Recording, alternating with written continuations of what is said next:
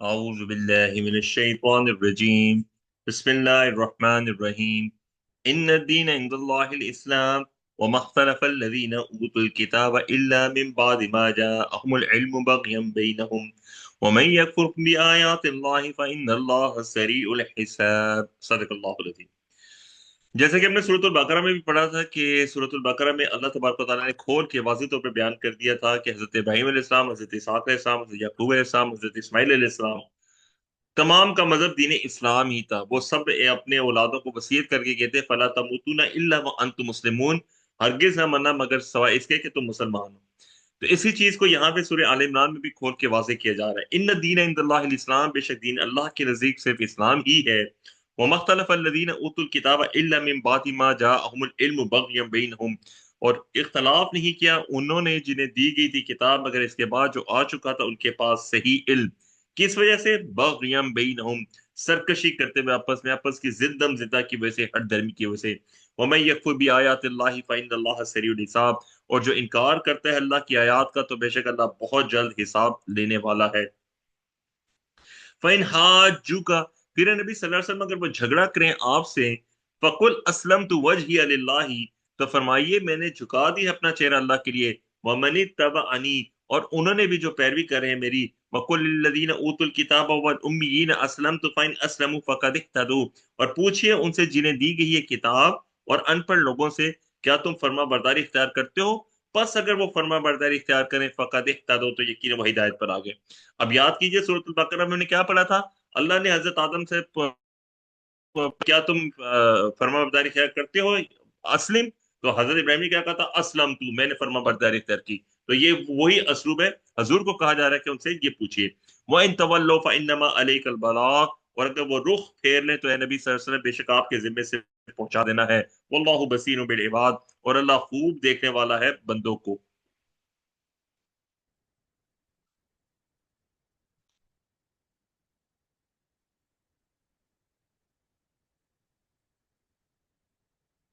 ان الذین یکفرون بآیات اللہ، بے شک وہ لوگ جو لوگ انکار کرتے ہیں اللہ کی آیات کا، وہ یقتلون نبیین بغیر حق، اور قتل کرتے ہیں انبیاء کو ناحق، وہ یقتلون الذین یأمرون بالقسط من الناس، اور قتل کرتے ہیں انہیں جو بھی حکم دیتے ہیں عدل کرنے کا لوگوں میں سے، فبشرهم بعذاب علیم، تو اے نبی صلی اللہ علیہ وسلم خوشخبری دیجیے انہیں دردناک عذاب کی۔ اولئک الذین حبطت اعمالهم فی الدنیا والآخرہ، یہ وہ لوگ ہیں کہ برباد ہوگی ان کے اعمال دنیا اور آخرت میں، ما لهم من ناصرین، اور نہ ہوگا ان کے لیے کوئی مددگاروں میں سے۔ الم تر الی الذین اوتوا نصیبا من الکتاب یدعون الی کتاب اللہ، اے نبی صلی اللہ علیہ وسلم کیا آپ نے نہیں دیکھا ان کو جنہیں دیا گیا ایک حصہ کتاب میں سے، جب وہ بلائے جاتے ہیں اللہ کی کتاب کی طرف، لیحکم بینہم، تاکہ وہ فیصلہ کرے ان کے درمیان، ثم یتولی فریق منہم وہم معرضون، تو رخ پھیر لیتا ہے گروہ ان میں سے اور وہ تو ہیں ہی اعراض کرنے والے۔ ذالک بانہم قالوا لن تمسنا النار الا ایام معدودات، یہ اس لیے کہ وہ کہتے ہیں، ہرگز نہ چھوئے گی ہمیں آگ مگر گنتی کے چند دن۔ یاد کریں سورۃ البقرہ کے اندر بھی ہم نے کہا ہے یہ بنی اسرائیل کے اندر کبھی جہنم کی آگ نہیں چھکے گی۔ وغرہم یفترون، اور دھوکہ دیا ہے انہیں ان کے دین میں ان باتوں نے جو وہ کھڑا کرتے ہیں۔ فکیف اذا جمعہم یوم لا ریب فیہ، پھر کیا حال ہوگا جب ہم جمع کریں گے انہیں ایک ایسے دن نہیں کوئی شک جس کے آنے میں۔ یہاں پہ ایک بڑا انٹرسٹنگ نکتہ نوٹ کر لیجئے، ریب کا لفظ جو ہے قرآن مجید میں صرف دو معنوں میں استعمال ہوتا ہے، ایک قرآن مجید کے لیے آتا ہے ذالک کتاب لا ریب فیہ، اور ایک قیامت کے دن کے لیے آتا ہے۔ صرف ان دو چیزوں کے لیے ریب کا ذکر آپ کو قرآن میں ملے گا۔ ووفیت کل نفس ما کسبت وهم لا یظلمون، اور پورا پورا بدلہ دیا جائے گا ہر جان کو اس عمل کا جو اس نے کمایا، ان پہ کوئی ظلم نہ کیا جائے گا۔ قل اللہم مالک الملک تؤتی الملک من تشاء وتنزع الملک ممن تشاء وتعز من تشاء وتذل من تشاء بیدک الخیر انک علی کل شیء قدیر۔ اے نبی صلی اللہ علیہ وسلم عرض کیجئے اے اللہ، کل بادشاہی کے مالک، تو عطا فرماتا ہے بادشاہی جسے چاہے اور چھین لیتا ہے بادشاہی جس سے چاہے، اور تو عزت دیتا ہے جسے چاہے اور ذلیل کرتا ہے جسے چاہے، تیرے ہاتھ میں ہے ساری بھلائی، بے شک تو ہر چیز پہ پوری قدرت رکھنے والا ہے۔ تو لج اللیل فی النہار، تو ہی داخل کرتا ہے رات کو دن میں، وتولج النہار فی اللیل، اور داخل کرتا ہے دن کو رات میں، وتخرج الحی من المیت وتخرج المیت من الحی، اور تو ہی نکالتا ہے زندہ کو مردہ سے اور نکالتا ہے مردہ کو زندہ سے، وترزق من تشاء بغیر حساب، اور تو رزق عطا فرماتا ہے جسے چاہے بے حساب۔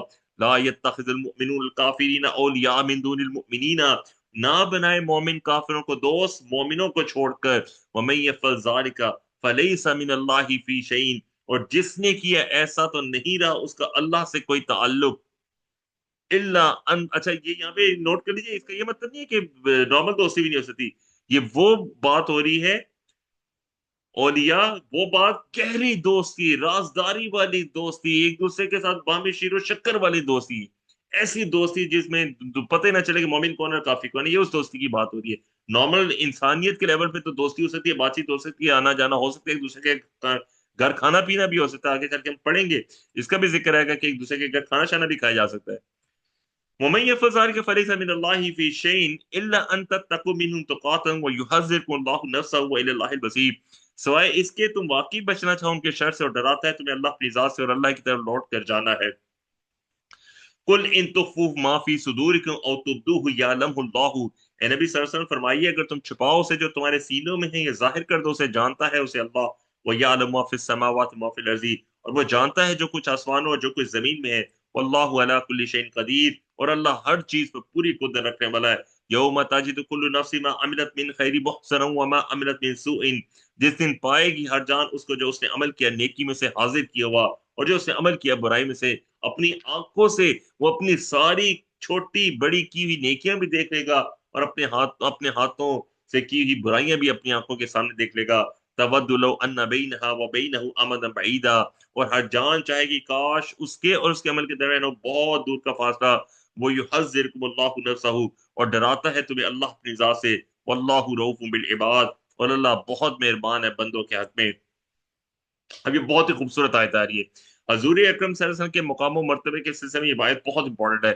کل ان کنتم تحبون اللہ، اے نبی فرمائیے اگر تم محبت کرتے ہو اللہ سے، فتبعونی، تو پیروی کرو میری، یحببکم اللہ، محبت کرے گا تم سے اللہ، ویغفر لکم ذنوبکم، اور بخش دے گا تمہیں تمہارے گناہوں کو، واللہ غفور رحیم، اور اللہ بہت بخشنے والا ہمیشہ رحم کرنے والا ہے۔ کل اطیع اللہ و رسول، اے نبی صلی اللہ علیہ وسلم فرمائیے اطاعت کرو اللہ اور رسول کی، فَإِن تَوَلَّوْا، پھر اگر تم نے رخ پھیر لیا، فَإِنَّ اللَّهَ لَا يُحِبُّ الْكَافِرِينَ، تو بے شک اللہ پسند نہیں کرتا کافروں کو۔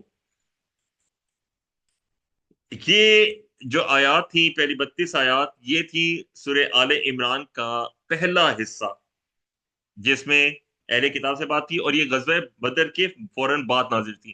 اب جو ہم آیات پڑھیں آیت 33 سے 91 تک، یہ آیات 9 ہجری میں نازل ہوئی ہیں، جبکہ وفد نجران آیا تھا۔ اس وقت تمام میجر غزوات جو ہو چکے تھے، مسلمان ایک ڈومینیٹنگ پولیٹیکل اور ملٹری فورس کے طور پہ عرب کی سرزمین کے اندر اسٹیبلش ہو چکے تھے۔ یہ وہ وقت تھا جب وفود کے وفود آ رہے تھے، اسلام قبول کیا جا رہا تھا، اسلام میں تیزی اضافہ ہوتے تھے۔ نجران کا وفد جو کہ عیسائیوں کا وفد تھا، وہ آیا تھا مسجد نبوی میں ٹھہرا تھا، کئی دن تک ٹھہرا تھا، اور انہوں نے آ کے حضور اکرم سے بحث و مباحثہ کیا تھا حضرت عیسیٰ علیہ السلام کے متعلق۔ اس کا ذکر ان آیات کے اندر ہے، آیت 33 سے 91 تک۔ پہلا حصہ جو تھا وہ 3 ہجری میں غزوہ بدر کے بعد نازل ہوا تھا، دوسرا حصہ جو ہم پڑھیں گے یہ 9 ہجری میں نازل ہوا تھا۔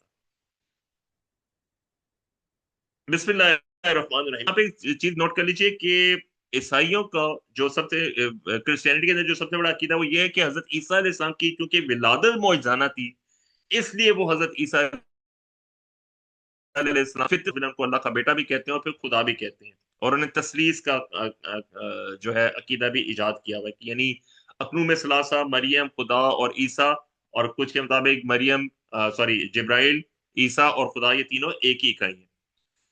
ان کی غلط فہمی کو اس طرح دور کیا جا رہا ہے، وہ کیونکہ سمجھتے تھے کہ حضرت عیسیٰ علیہ السلام کی ولادت ایک معجزانہ بات ہے، تو اس لیے شروع ہی بات حضرت آدم علیہ السلام سے کی گئی، کیونکہ حضرت عیسیٰ علیہ السلام کے تو والد نہیں تھے، حضرت آدم کے تو والد اور والدہ دونوں نہیں تھے۔ اگر ولادت کا اعتبار سے دیکھا جائے تو پھر حضرت آدم علیہ السلام زیادہ بڑا معجزہ تھے۔ اسی سے بات کا آغاز کیا جا رہا ہے، ان اللہ اصطفیٰ آدم و نوح و آل ابراہیم و آل عمران علی العالمین، بے شک اللہ نے چن لیا آدم اور نوح اور آل ابراہیم اور آل عمران کو تمام جہان والوں پہ. یہاں پہ آل عمران سے کون مراد ہے؟ حضرت عمران. حضرت عمران تاریخ میں دو بڑے شخصیات گزری ہیں. ایک حضرت مریم کے نانا، ان کا نام بھی عمران تھا، اور ایک حضرت موسیٰ کے والد کا نام بھی عمران تھا. یہاں پہ شاید پر حضرت مریم کے نانا کا ذکر ہو رہا ہے. ذریت بعضها من بعض، وہ اولاد ایک دوسرے کی. واللہ سمیع علیم، اور اللہ خوب سننے والا، خوب جاننے والا ہے. اس قالت امرات عمران، اور جب عرض کی حضرت عمران کی بیوی نے، ربی انی نظرت لک ما فی بطنی محررا فتقبل منی، اے میرے رب بے شک میں نظر کرتی ہوں آپ کے لیے جو میرے بطن میں ہے وقف کرتے ہوئے، پس قبول فرمائیے میری طرف سے. یعنی جب حضرت مریم کی والدہ پریگننٹ ہوئی تو وہاں پہ ایک دستور تھا.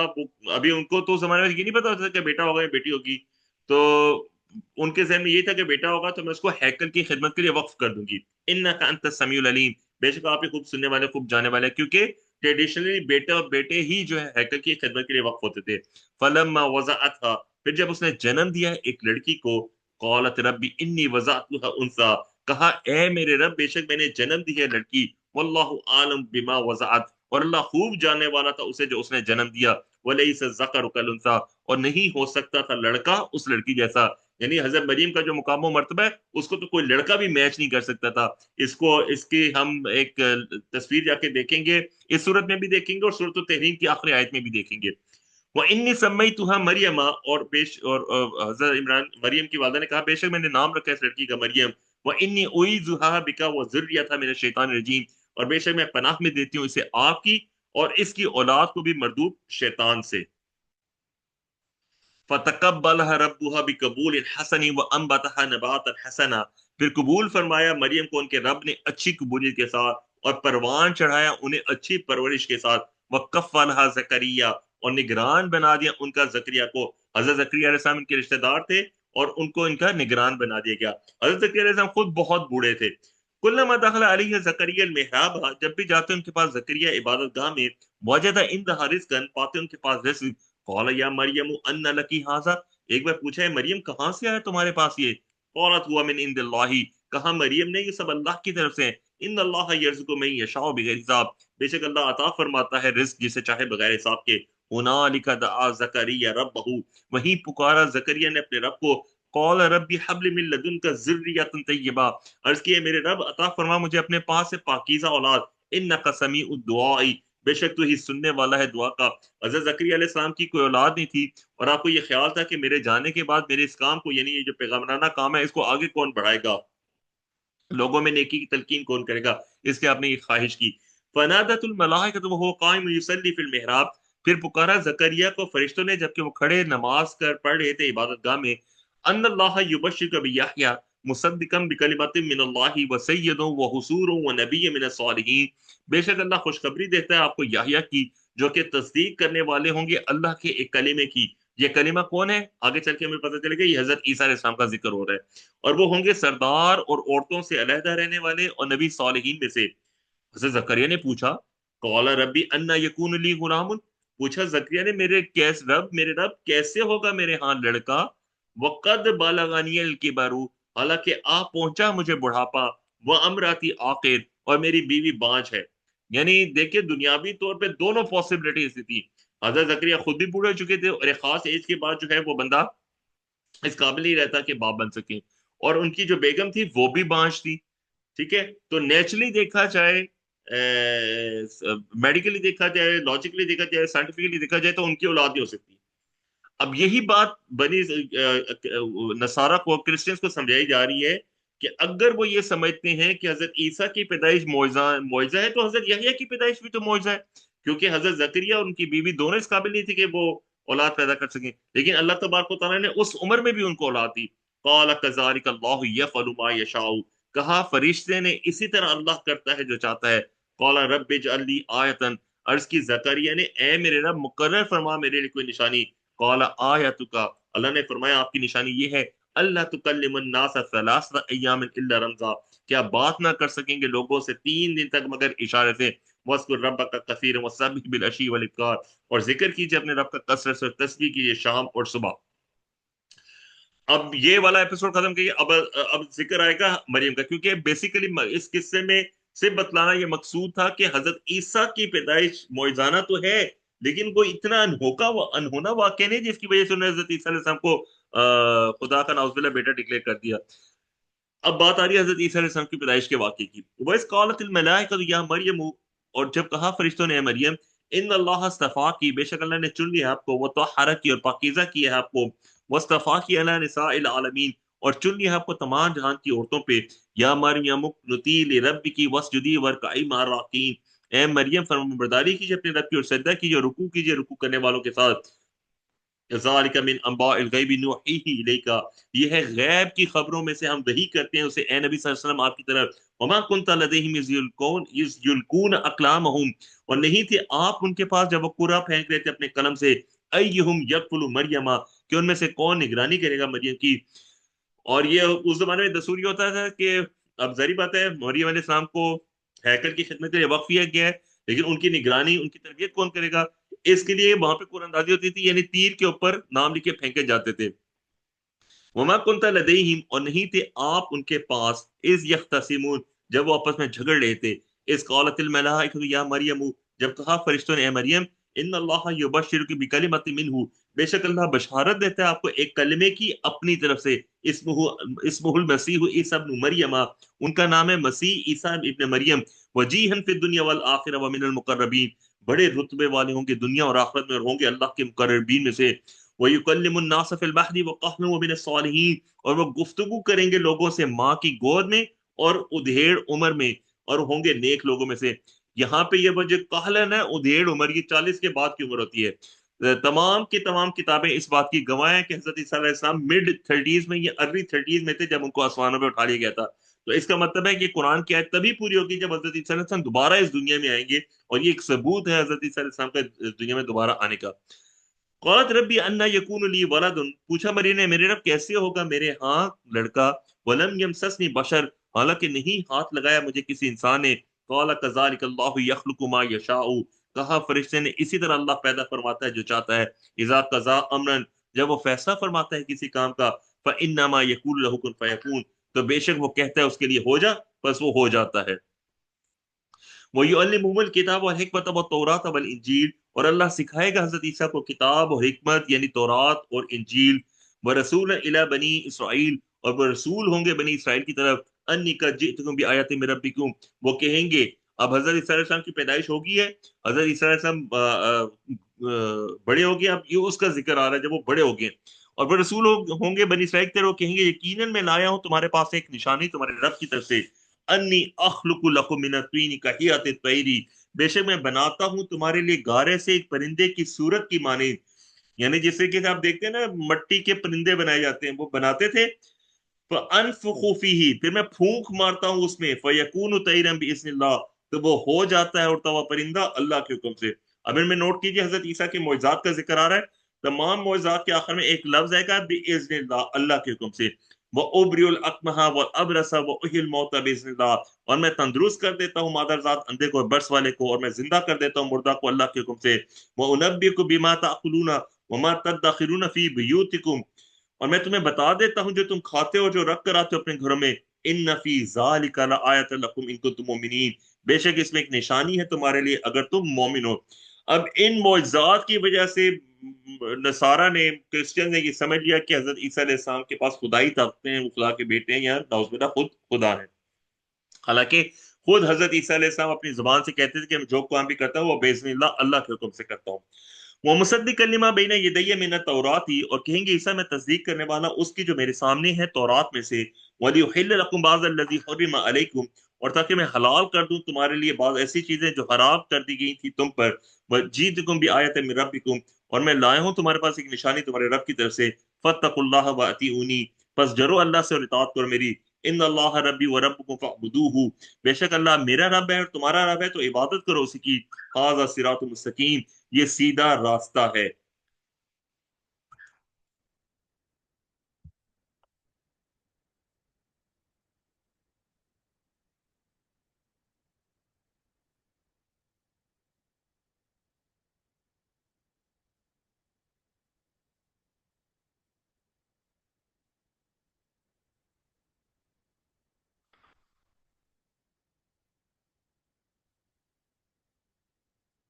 ओके, यहाँ पे मेरे सामने ये डॉक्यूमेंट जो है ये हमारा